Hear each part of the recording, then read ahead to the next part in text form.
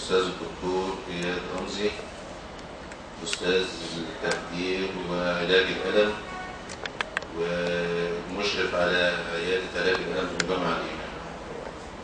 اتفضل. السلام عليكم، أهلا بكم. إن شاء الله النهارده هنتكلم عن موضوع مهم جدا، هو موضوع بوست اوبراتيف بين، وده نموذج لنفس الاكيوت بين ممكن نقابله مثلا في الامرجنسي، في الطوارئ، البوست اوبراتيف بين، الليبر بين، البرد، كل دي حالات اكيوت بين ممكن تكون نقابلها. مهم قوي ان احنا نعرف ازاي نعالج الاكيوت بين عشان ما يتحولش لكرونيك بين. ساعة ما بيجي لنا بقى حالة كرونيك بين بيبقى علاجها صعب جدا. زي ما احنا بنقول في القاعدة الطبية معروفة، الوقاية خير من العلاج. يبقى احنا نعالج الألم من الأول عشان ما يتحولش الألم مزمن، بيبقى سخيف جدا في علاجه. بياخد وقت طويل وأحيانا الألم ما بيروحش بالكامل. فنعرف النهارده ليه احنا المفروض نعالج الألم. تعريف الألم ايه الأول؟ unpleasant sensory and emotional experience associated with actual and potential tissue damage. يعني ده حاجة وصفية للعيان، العيان هو الوحيد اللي يقدر يحكم على الألم بتاعه. يبقى ده emotional experience. كلمة experience يعني بتختلف من واحد للتاني. ممكن عيان مثلا لما بفتح له أبسس ما بيفتحش بقه، ما بيتكلمش، مجرد إن هو بيمتعض كده. ده قدرته على احتمال الألم كده. بنت ريشد عنده عادي. في حد تاني مثلا ممكن وانا بفحصه بس او بعمل له حاجه بسيطه يبتدي يتأول ويصرخ. هو برضه ربنا خلقه كده. يعني البين ريشد ده حاجه زي البصمه. كل واحد بيختلف عن التاني. المفروض ان احنا نعالج العيان حسب البين ريشد بتاعه، مش حسب ما احنا شايفين ايه التيشو انجري الموجود. زي ما احنا بنقول لو عيان اصلا هو مستحمل وانت اديته نفس الجرعه اللي بتديها لعيان تاني، هيبقى بالنسبه له جرعه كبيره لان هو مش حاسس ببين اصلا، فتديله لين وبيولد او حاجه عليه. يبقى كل عيان بيختلف عن التاني. ما نجيش بقى نقول لعيان انت مش راجل، انت ما تستحملش، انت بتعيط ليه، بتصرخ ليه؟ بقى واحد اصلا بيفتح ابسس بلوكر مش شغال ويقول لعيان انت بتصرخ ليه؟ هو طبيعي طبعا عنده الم فظيع. الباثوفيسيولوجي بتاع البين البريف باختصار شديد ان هو لما بيحصل هنا اي انسجن بتاع عمليه او تيشو انجري او اي تروما بيخرج ميديتورز منها البروستاجلاندين بتعمل ستيميوليشن لفايبرز اللي هي الاي بيتا والسي فايبرز بتطلع لغايه البرين بتنتربريت از ا بين بيرسبشن. ربنا خلق لنا احنا descending inhibitory pathway بيعمل على تظبيط الألم أو منع الألم أو تقليله. اللي بيحصل في الكرونيك بين ببساطة إن الديسندنج باثواي ده بيتلخبط ويقل. عشان كده بنقول إن إحنا مهم أوي إن إحنا نمنع الأكيوت بين الأول عشان ما يتحولش للكرونيك بين، لأن الميديتورز دي بتتلخبط وبيطلع ميديتورز تانية بتهيج الألم في حالات الكرونيك. عشان كده بنقول إن إحنا نمنع الأكيوت بين من الأول. ايه الافكت بتاعت البين بقى؟ مهم قوي كلنا نعرفها، هناخد جراحه وناخد بطنه. مهم قوي نعرف ايه الافكتس بتاعت البين عشان نعرف اهميته ايه وهنعالجه ازاي. اول حاجه الفسيولوجيكال افكت، سايكولوجيكال افكت، والنيورولوجيكال افكت. ايه الفسيولوجيكال افكت بتاع البين؟ حد فينا يعرف؟ يعني ايه اللي ممكن البين يعمله في العيان؟ طب نشوف مع بعض كده. أول حاجة انكريز الكاتابوليك هرمون. هيحصل نتيجته إيه؟ بور ووند هيلينج. ويكنس ومصر بريكون. طبعا كلمة بور ووند هيلينج دي كارثة بالنسبة لأي جراح. إن يحصل ووند ديليسنس أو الووند ما يحصلش فيه هيلينج كويس، دي كارثة بالنسبة لأي جراح. طبعا دي مش العامل الوحيد بس دي أحد العوامل. يبقى إحنا لو منعناها يبقى إحنا بنحسن الايه الوند دي. كان الدكاتره اتكلموا في باص فيه 50 واحد يعني على وصول، فهم كانوا جايين في باص، ف يعني ايه معلش هما بيستأذنوا من حضرتك بس؟ هندردش بس. طيب خلاص ماشي.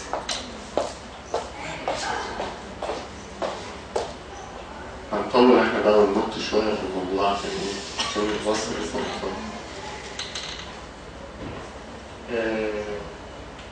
يبقى اول حاجه بور ووند هيلينج ده مشكله كبيره جدا، صح كده؟ تاني حاجه ديكريز ليمب موفمنت. يحصل ايه بقى؟ نتيجه ان العيان مش قادر يتحرك او مفيش فيه حركه ونايم في السرير على طول. دي في تي، صح؟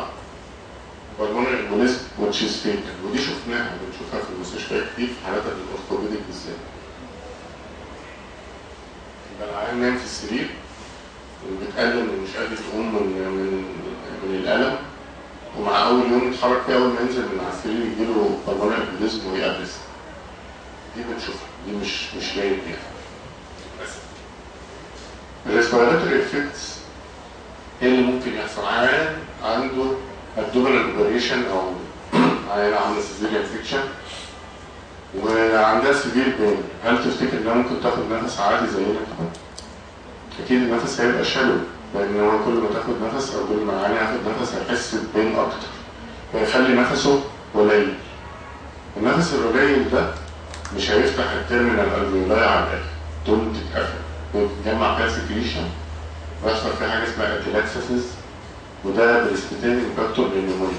يعني التيرمينال الفيولاي تتقفل، التيرمينال ايروي، وممكن يجي فيها نمونيا او اتليست شيست انفكشن. طبعا شيست انفكشن في عيان عمل عمليه كاتاستروفيه هيجيله كح، كل ما يكح هيحس ببين، هتبقى مشكله اكبر.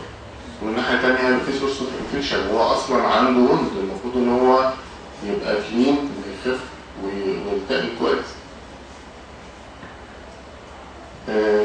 برضه من الحاجات المهمه انكريز صوديوم اند ووتر ريتنشن. يعمل ايه ده؟ صوديوم اند ووتر ريتنشن يرفع ضغط العيان، صح؟ يبقى ده ريسك قوي في العيانين الهايبرتنسيف والاسكيميك هارت والاولد ايدج كله.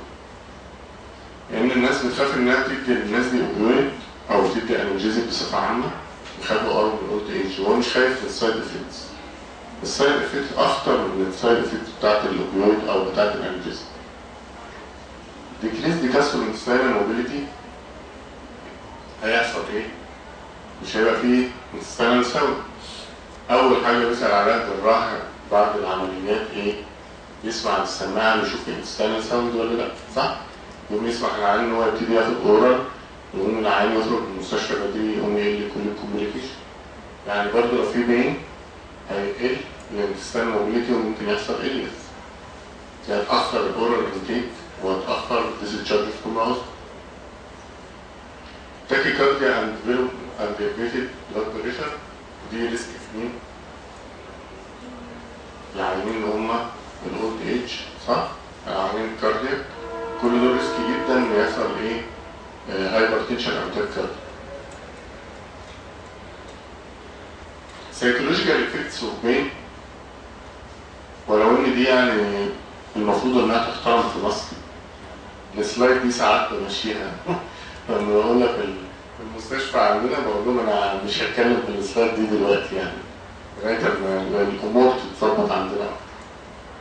بس المفروض نبقى عارفين حتى العيان اولا هيبقى في ستيب ديفيجن، العيان مش مفيش عيان عنده بين هنا، صح؟ هيبقى مزاجه وحش وهيبقى دراوزي طول اليوم ومش هياكل، فمش هيبقى فيه غد يجي ومش هيمشي، هيفضل مدروخ طول اليوم. excessive suffering may lead patient seeking active end of life. طبعا حالات الانتحار دي مش عندنا الحمد لله، مش في مصر ولا الوطن العربي. الناس اللي هم النون بيليفرز هم اللي ممكن يعملوا كده، لكن عندنا الحمد لله العالم بيستحمل ويبقى عارف ان ده حاجه ابتلاء من عند ربنا وان هو ده له فايده بالنسبه له، فمفيش مشاكل هنا عندنا منها. ونيجاتيف ايموشن طبعا عند الانكسايتي وممكن يخش في ديبريشن، ودول اكتر في الحالات الكرونيك. العيان اللي هو بقى عمال يشتكي والناس مش مصدقاه وما بياخدش ميديكيشن كويس، بالذات في الكرونيك فين ده بيجيله ديبريشن كتير. immunological effects of pain، عندنا increased natural killer cell count وimmune suppression. الاثنين دول ممكن يعملوا ايه في الجرح؟ لما ميبقاش فيه immunity كويس يعمل inflammation وسيبسس، صح؟ يبقى احنا بقى في شفنا كام مشكلة على الجرح بس من الاثنين. ممكن immunity قليلة يحصل فيه انفكشن وبور ووند هيلينج. صح؟ دول أسوأ حاجتين ممكن جراح يشوف. يعني ربنا يكتبها على حد إن يحصل فيه كده، بس بيبقى في حالات بيحصل فيها الحكاية دي. يبقى احنا نبقى عارفين برضه إن البين أحد الفاكتورز اللي هي تحسن الوند هيلينج والديسشارج فلو ريسورس. طب احنا الايم بتاعنا ايه في علاج الالم لحد او في البوست اوبراتيف بين؟ دي زيرو موبيلايزيشن، يعني احنا عايزين العيان يتحرك من اول يوم بعد العمليه، يخرج من العمليه يتحرك نفس اليوم. ده ممكن يحصل او ممكن وبيحصل كتير. لو العيان فيه بين كنترول كويس ومفيش فيه فايبريشن، ما هوش يخش اورثوستاتيك هايبوتنشن، هيمشي عادي. بريفنت ستريس ريسبونس اوف بين، وانها اهم معلومه نعرفها ان الجست كنترول هو الابيديورال انالجيزيا. الابيديورال انالجيزيا دي اللي هي مشهوره قوي في النورمال ليبر لما بيسموها الليبر بدون الم. دي قسطره الابيديورال، قسطره بتركب في الابيديورال سبيس وبيتحقن فيها لوكال انسيدك ويز اوبيويد او ويزاوت مده يومين ثلاثه لغايه لما الجرح بيخف خالص، بعد كده بتتشال. بريفنتيف انالجيزيا از ذا بيست. بريفنتيف دي اللي هي كلمه الوقايه. البريمتيف دي بالنسبه لنا هي بتاع الوقايه، يعني ان انا ادي كميه من الالجيزيك كويسه بالنسبه للعيان قبل ما افتح الجرح. مثلا لو انا هعمل عمليه قبل ما افتح الجرح لازم يكون العيان واخد الالجيزيا كويس قوي. طب هل في فرق بين ان انا ادي قبل ما افتح الجرح او بعد ما افتح؟ تفتكروا في فرق؟ تفتكروا في فرق؟ انت ها؟ اكيد في فرق، عشان انا قلت اكيد في فرق. صح. طبعا صعب تعرفوا الفرق ليه، هقول لكم. ابسط حاجه بيحصل حاجات كتير قوي. لو نمثلها بالبلدي كده، لو في عقد سيجاره كان بيكون قش وانا رميته كده، لو انا جبت كوبايه الميه دي وكبيتها عليه خلاص طب مش هيحصل حاجه. غير لما اسيب طول القش كله يولع واحاول اطفيه. لو عرفت اطفيه ده اللي بيحصل بقى فعلا في البوست اوبراتيف بين. لو العيان مش واخد انالجيزيا كويس قبل ما الجرح يتفتح، تبقى الدنيا كلها خلاص بقت ستيموليتد على مستوى البرين والسباينال كورد وعلى مستوى البريفرال تيشو، والدنيا كلها ولعت وطفيها بقى. ف يعني ابسط معلومه تعرفوها ان ربنا خلق لنا النوسيسيبتورز دول اللي هم البريفرال بين ريسبتورز. طبيعي 20% منهم اكتف و80% منهم دورمنت، يعني مش شغالين. لما بيحصل اي نكشه استمرار نتيجه تروما او جرح، ال 100% بيشتغل. عرفنا ايه بقى؟ يعني لو انا هدي مثلا 2 مللي جرام مورفين، ال 20% هيبقى محتاج 10 مللي جرام مورفين لو ال 100% اشتغل. هي كمان مش ماثيماتيكال كده قوي، مش حسابيه كده، وبس حاجات تانية كتير وميديتورز بتطلع فاضطر ادي ادويه تانية تهبط الميديتورز دي في قصه تصعب جدا. عشان كده احسن واهم حاجه ان انا ادي بريمتيف انالجيزيا من الاول. ده هو الكي بتاع كل المحاضره النهارده. لو طلعت بس بالمعلومه دي يبقى هو ده المفيد يعني. دي اهم معلومه في المحاضره. كومباينيشن ثيرابي عندنا برضو ان احنا تاني اهم معلومه نعرفها النهارده ان احنا ندي كومباينيشن ثيرابي، ما نديش حاجه واحده. يعني ندي اوبيويد مع نون ستيرويدال مع باراستامول، 3 كومباينيشن، 3 كاتيجوريز مختلفه. تعمل حاجه اسمها سينرجيزم، يعني كل بوتنسي فيهم بيتضاعف في نفس الوقت، بدي كميات اقل من كل حاجه، فالسايد افكتس ايه؟ يبقى انا بدي سينرجيزم بقوي الميكانيزم اوف اكشن بتاع كل دراج. يعني 1 زائد 1 ما يساويش 2، لا يساوي 3 أو 4. في نفس الوقت بدي دوز اقل، بدل ما ادي مثلا 5 مللي جرام مورفين ممكن ادي 3 مللي جرام مورفين مع امبول مثلا فيدين او ميلوكسيكام مع باراستامول انجكشن. الثلاثه دول هيبقى الافكت بتاعهم مختلف تماما عن الماده حاجه واحده. يبقى دي تاني اهم معلومه نعرفها النهارده. تالت حاجه مهمه جدا برضو ان احنا ندي around the clock dosing. يعني ايه around the clock dosing؟ يعني ما اجيش اسيب العيان من غير اي انالجيزكس لغايه ما هو يبتدي يشتكي ويقول انا عندي الم ومحتاج انالجيزك. طب ليه بقى؟ لان لو انا سبته كده هيبقى محتاج دوز اعلى وهيبتدي يخش في سفر، وده مش مطلوب. المهم ان انا اديله الانالجيزيا قبل ما يبتدي يحتاجها، عشان ما ابتديش برضه اسيب كل الريسبتورز تشتغل وبعد كده ابتدي احاول اعمل لها انالجيزيا او اهديه. يبقى انا لازم اكتب له باي دوزنج، باي كلوك. يعني ايه؟ زي مضاد الحيوي كده، كل 8 ساعات يبقى كل 8 ساعات، كل 12 يبقى كل 12. هنعرف بعد كده على حسب الدراج نفسه. لكن كلمه عند اللزوم ديت مش مستحبه، هي بتضاف للكلوك دوزنج دي. لو انا العيان واخد الكلام ده مثلا وبرضه لسه حاسس بألم، ممكن اديله بقى اضافي، لكن ما يبقاش هو الاساس. لازم يبقى انا عندي بيزل كده طول اتليست 5 ايام الاولانيين من العمليه مثلا، بيزل اوف انالجيزيا. بعد كده اللي مع الهيلينج اوف ذا وند البين بي ابتدي انا اقلل بقى الدوز. وبرضه لو العيان طلب حاجه في اثناء الكلام ده ياخد.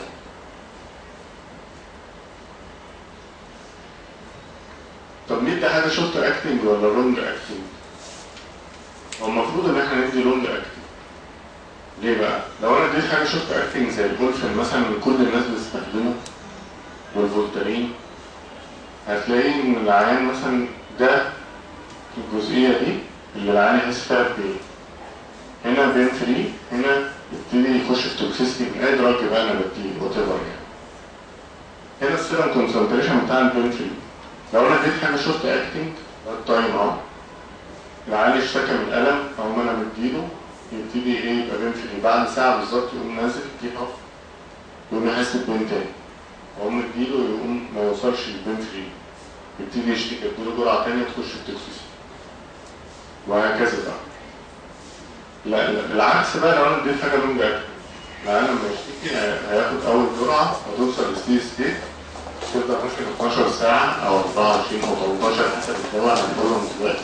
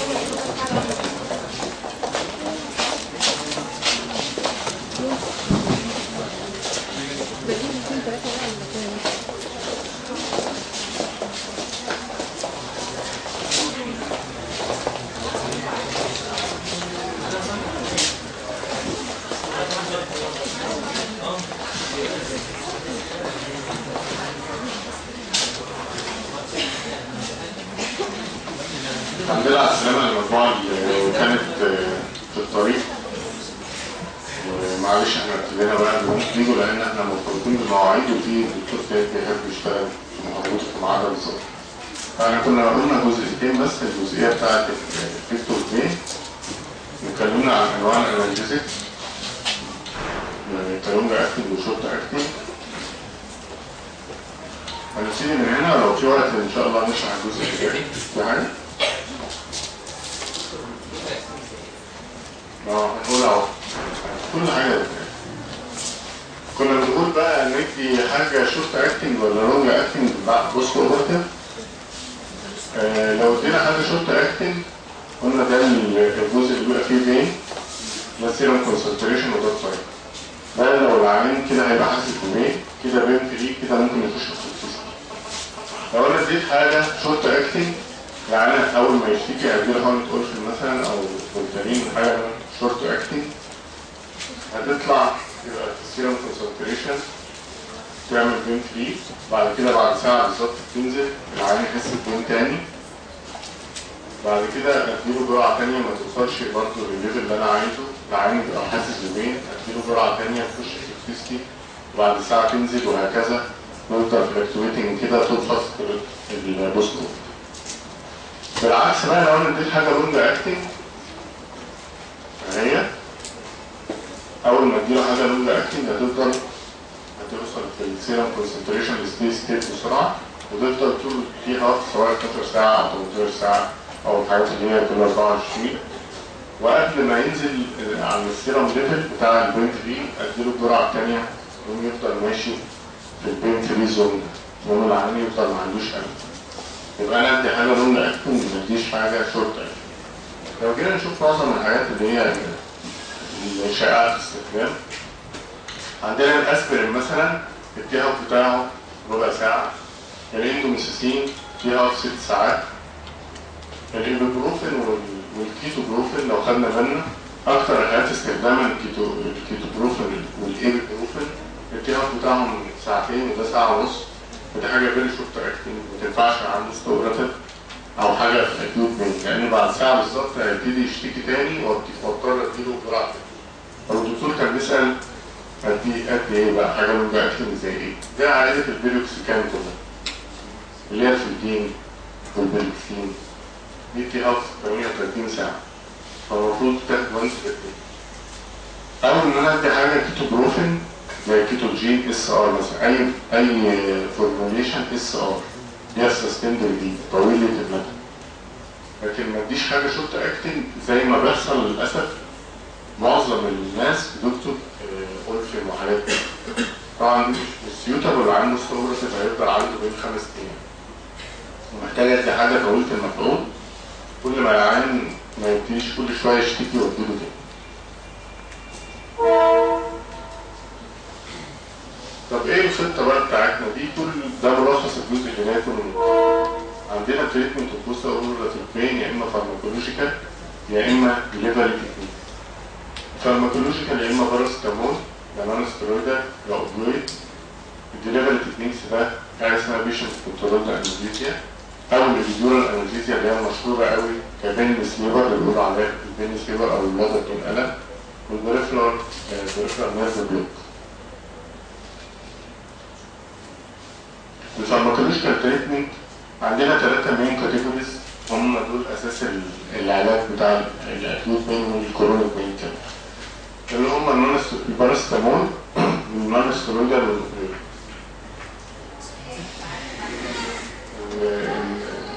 الكلر هنا مش واضح طبعا في التشويه شويه، ده الباراسيتامول ده النون ستيرويدال وده الاوبيويد التالت واحد ده.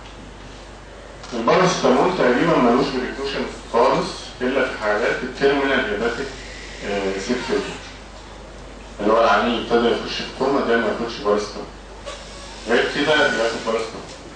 بعد اذنك التركيز بس عشان نفهم، غير كده ما فيش منه مشاكل. يبقى الباراسيتامول كونتر انديكيشن في التيرمينال هيباتيك سيل فيلير. النون ستيرويدال بتاعي كلنا عارفين مشاكل النون ستيرويدال ايه زي ايه كده؟ بيبتيك ألسر تمام، وايه تاني؟ ايه تاني؟ ايه؟ نيفروباتي بالظبط، برافو عليك، جوا مين النيفروباتي؟ او الرينال امبيرمنت بصفة عامة مش كده؟ ودي اهم حاجة فعلا الدكتور قال برافو عليك، دي اهم نقطة فعلا في النون ستيرويدال، ده اللي بيهمني ان انا اسمعه ولازم كلنا نعرفه. في الأطفال أكثر اللي هم النيونيت صح؟ عشان الأطفال في النيونيت والإيه والجيرياتريك عشان الاثنين الرينال فانكشن بتاعتهم ما بتبقاش كاملة صح؟ لو عيان اولد ايج ودي هايبريتد ودول عيانين كتير قوي من ابائنا وجدودنا يعني بيعملوا عمليات زي كده اولد ايج ودي هايبريتد مع انه ما بتلاقوش بيشرب وياكل كتير في البيت غالبا، بالذات بعد العملية بقى برضه طول اليوم ممكن ما يشربش كوبايتين ولا حاجة. ولو هو دايابيتيك كمان وده فيري كومن يبقى عنده 3 ريسك فاكتورز، لو خد نون ستيرويدال ممكن يخش في ديت ان اكيوت تيوبولار نيكروزس ويخش في رينال فيلير. فما يستحبش العيان اللي هو اللي فيه 3 ريسك فاكتورز دول ان هو ياخد من اولد ايج دايابيتيك ودايابيتيك اللي هو عنده دايابيتيك نيفروباثي او جوتي نيفروباثي او هايبرتنسيف نيفروباثي. اي عيان عنده نيفروباثي وات ايفر ذا كوز كونتر انديكيتد ان هو ياخد نون ستيرويدال عشان ما يدخلوش في ايه تاني.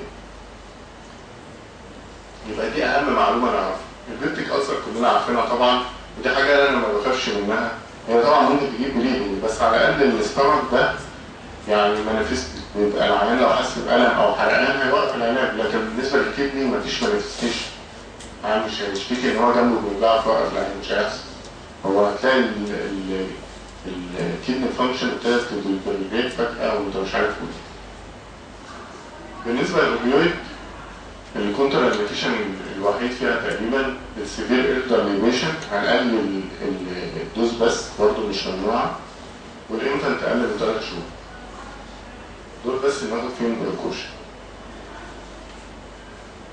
الكونتر انديكيشن زي ما احنا قلنا هنا، قلنا اللي هو السيفير ليفر انسفشنسي مش كده؟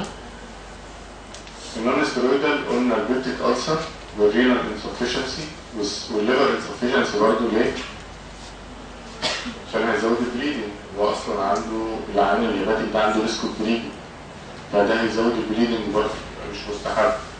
والازمه كتير برضه بتفوت على الناس ديت، يبقى عيان ازمتك واحنا ما سالناهوش ويبقى ماشي على لون الشريط، ده هيبريزنتيت ازمه تاني كحه دايما وصدره ازاي وانت مش عارف. فخلي بالنا برضه من الحته دي. والثالث ترايمستر والبريجنسي، كنت لو جيت انها تاخد 5 شهور. الاوبيويدز بقى عندنا الالرجي تو اوبيويد والريسبيراتوري انسفشنسي والسيفير ليفر انسفشنسي والريست انتراكرينال بريشر. دي مهمه قوي نخلي بالنا منها. لو اي حد في الاستقبال جاي في تروما او هيد تروما او جاي في موتور كار اكسيدنت وانا حابب ان انا اعمل له طبعا مونيتورنج للجلاس كوما سكور والاورينتيشن بتاعه، يبقى انا مستحسن ما اديلوش اوبيويدز عشان سببين. اول سبب اللي انا قلته ده ان هو يعمل شويه دراوزنس او ترميشن في الكونشسنس ليفل. تاني حاجه ان هو يعمل ريسبيراتوري فيبريشن، يعني هيقلل الريت شويه بتاع الريسبيريشن، ده هيخليه يعمل كاربون دايوكسيد ريتنشن ويزود البرين هيم. لو عيان هيد انجري ده كاتاستروفيك ان هو ياخد اوبيويد بالذات المورفين، نتجنبه طبعا. السايد افكتس نفس الكلام لما احنا قلناه. بالنسبه للاوبيويدز بقى هنيجي نشوف انواعها ايه. في حاجه اسمها اجونست انتاجونست اوبيويد. مشكلتها ايه ديت؟ الهلوسينيشن. ان العيان لما بياخدها بتيجي بعد العمليات يبقى الريكفري بتاعه سيء جدا وبتيجي يخش في هلوسينيشن او احلام سيئه. duration of action is very short، زي ما احنا قلنا ساعتين مش كفايه طبعا، هنضطر تديله كل ساعتين وده مش هيحصل. لا حكيم هتدي كل ساعتين ولا انت هتدي العيان كل ساعتين، فطبعا مش هيبقى sufficient. ده سيوتابل عشان تاخد انفيوجن بامس، ومفيش هنا برضه انفيوجن بامس ولا حد بيكتب اوبيويد مثلا لانه ريسكي جدا، ممكن يتفتح فجاه بالغلط او حاجه، عشان كده ما هوش سيوتابل. اشهرهم اللي هو النالوفين ده. لو حد هنا اشتغل في اي مستشفى خاص بالذات هتلاقي اكتر حاجه بتتكتب في الصوره تبقى النالوفين ده، عشان سهوله بس استخدامه ان هو مش جدول او حاجه كده، بس هو مش سيوتابل تماما زي ما احنا شفنا شورت اكتنج والهلوسينيشن بالذات لو قلت اتش او حاجه. طب هتقولي بقى قد ايه؟ ندي مثلا ترامادول. الترامادول ده من الحاجات الكويسه جدا للعيانين، يعني كويسه جدا كويسه جدا. بوست اوبراتيف عشان يبقى المعلومه صحيحه. ليه بقى كويس جدا بوست اوبراتيف؟ عشان هو لسه بوست اوبراتيف ريسبيراتوري فيبريشن. الناس بقى اللي بتخاف من المورفين عشان هيعمل ريسبيراتوري فيبريشن ده ملوش دعوه خالص بالريسبيراتوري فيبريشن. نوزيا وفوميتنج از كومن. مشكلته الوحيده ان هو بيزود النوزيا فيتاخد معاه انتي.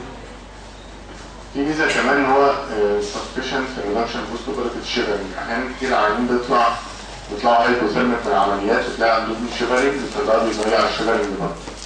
ده في ميزه كبيره قوي ان هو له كذا ميكانيزم اوف اكشن، ما هوش اوبيويد بس، لا بيزود كمان حاجه اسمها سيروتونين نورابينفرين. ده دول ميديتورز ربنا خالقهم اصلا في البرين، وظيفتهم ان هم يعبطوا الالم. هو بقى الترامادول ده بيزود الليفل ده، عشان كده بيشتغل بكذا ميكانيزم مش كاوبيويد بس. الدوز بتاعته كام بقى؟ من 200 ل 600 مللي جرام بالدقيقه. 200 ل 600. في الاقراص او الكبسولات من اول 50 والامبولات كلها 100. يبقى انا لو هكتب لعيان مثلا بوست اوبراتيف